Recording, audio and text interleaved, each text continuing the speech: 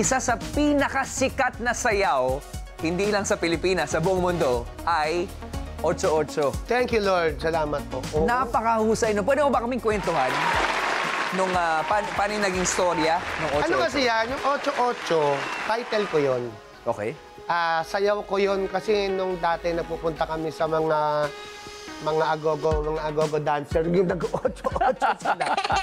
Yun sayo na yun. Okay. Alam mo, actually, yung unang sayaw na pinausok ko ganito eh. Tsaka may ganun. May ganon. Okay.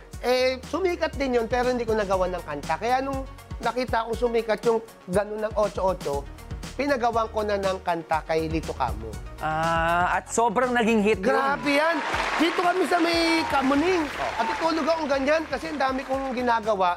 Sabi ni Lito Camo, sige na, ano mo na to. Tinatutulog ako dun sa kahoy na upuan.